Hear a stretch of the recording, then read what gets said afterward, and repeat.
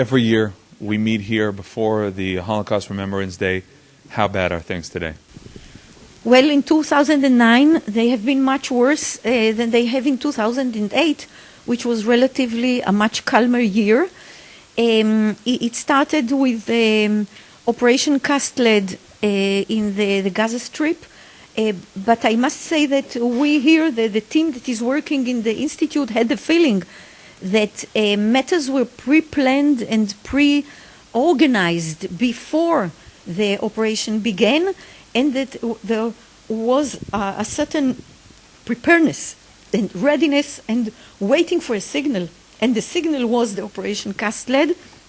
And when it started, it's like breaking loose and starting the activities. And you could see demonstrations, for instance, with the same slogans, with the same banners being carried. You could see the verbal expressions. You could see the equation to the Holocaust all over.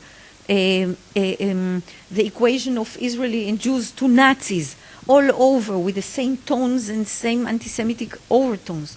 So we had a feeling that is corroborated by the facts that when you have radical left cooperating with radical Muslim leadership, and they together have the sense that they can use anti-Semitism and the Holocaust as political tools, then you understand why it was pre-planned, because you have a political target, and the target is Israel as a Jewish state.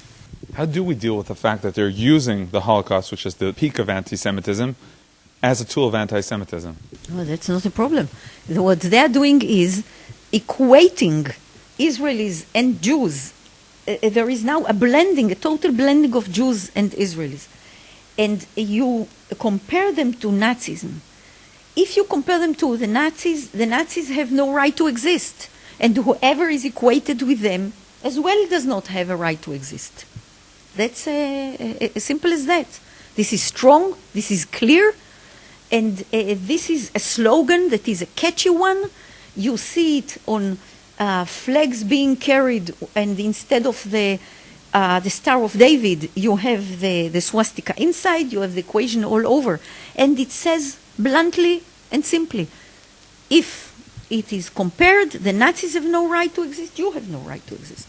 So what should be done, what maybe is being done to fight this? Well, Jewish communities are aware of the situation. They are organized, they are monitoring, they are cooperating between themselves, and they are looking for alliances.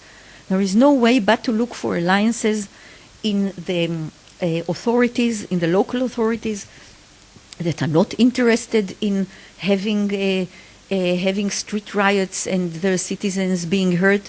It starts with Jews, it goes over, it spills over.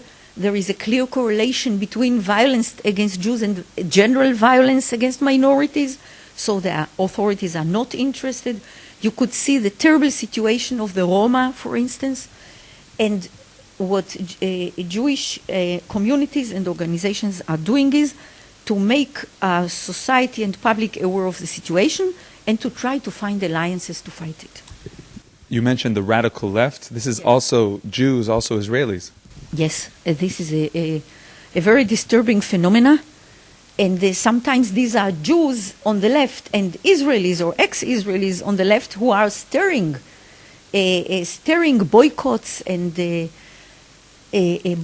activities and lawfare, what is called today lawfare. Yes, it is so. In terms of the way you're relating to this, is there sometimes a feeling that you ask yourselves, we're giving them more power by presenting it? Sometimes isn't there a feeling that we should just maybe ignore? Is there sometimes a balance that you try to keep?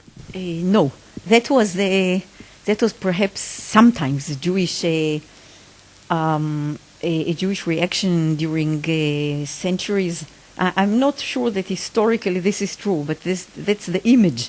The Jews said, well, let's not deal with it in the open and then it will pass.